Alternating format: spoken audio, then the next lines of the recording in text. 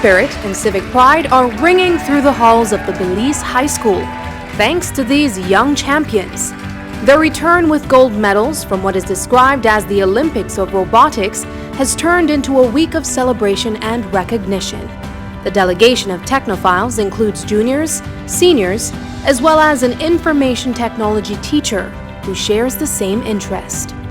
Godfrey was actually on the staff with me since 2010, September 2010.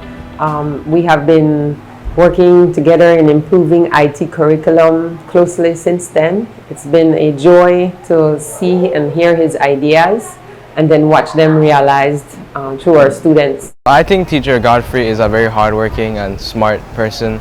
He always pushes us, he always tells us to keep on working, and I really appreciate the fact that he pushes us all the time. Even within the competition, every round that passes, every moment, he always tells us keep on going. He always tells us fix our mistakes, and I really like the fact that he pushes us that much.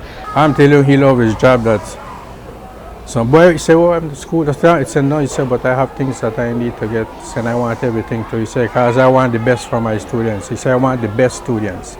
He said, "So I always try to be there for them and give them the best that I have." He said, "Because I don't know how long I will be here, but I want to offer to them the best that I have," and I love him for that. Godfrey Sosa's determination to succeed in the classroom is to be commended. What many don't know is that off the clock, the man that's given his life to technology is also relying on machinery to save his life. This is the KHMH dialysis ward. This is also the place where Godfrey has been taking dialysis treatment for the past 11 years. This is a liter of water. In the time span of 2 days, Godfrey and other dialysis patients are only allowed 2 liters of fluid between their treatments to avoid strain on their organs. So I come for dialysis 3 times a week. I come on Tuesdays, Thursdays, and Saturdays for 4 hours for the day. So that remains consistent from since 2011. So I try not to break that trend. And the end result is that if you don't get dialysis, you will die. I mean, I think the longest would be 7 to 8 days. In 2005, Godfrey was diagnosed with an autoimmune disease that attacks his organs. He was getting ready to finish college and enter the world of work. He found out that his kidneys were failing by happenstance. With no second thought, his father offered a kidney to his only son. That's my life. That's why I gave him that chance of life. When they told me on the operating table the morning, they came and they said, "Mr. Sosa, you're still going to go through that still?" And he said, "You can change your mind, you know." He said, "Because it's not a mandatory, it's voluntary." I said, no, I'm not changing my mind. He said, "It's a 50-50. At your age, you may live and you may not, you may come out or may not come out of recovery." I said, "No problem.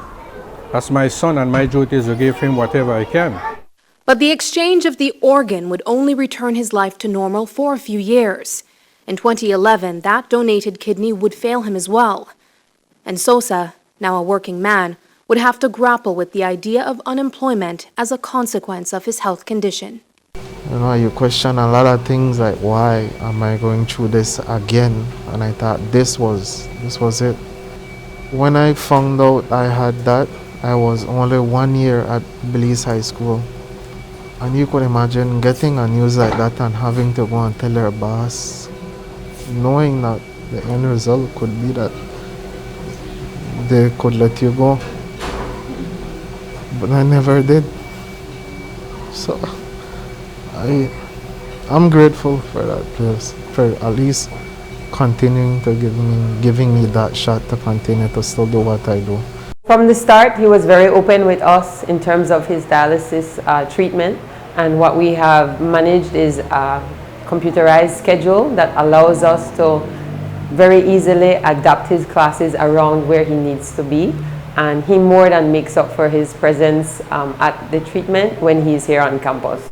Learning about his condition, it wasn't the best feeling, because knowing that he's been there with us through so long, he's been here from when the school started, and he's been with us for so long, pushing us for so long, that it's honestly not the greatest feeling learning about all of this. So it was definitely a sad moment that all of us had to take a step back just to appreciate all that he's done for us. I know he's very hardworking, And even though he has dialysis he has to do, I know he tries his best to work with us and help us in his best way.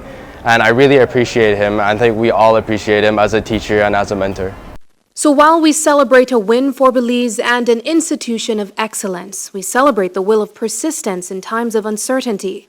Beyond that, for Godfrey Sosa, it's a celebration of purpose in life. Whenever they're faced with a chronic illness, tend to think that life is over, that's it. And you still want to be able to feel that worth or value. So I'm still grateful that I'm able to have that worth and value. So I give myself to my work because that's what makes me happy and comfortable and motivated to get up every single day to come to work, to see everyone, to do what I do, to do what I love. It's a 5, 4, 3, 2, 1. One more. One final one. Now give me a yay! Looking on the bright side, I'm Sabreena Daly.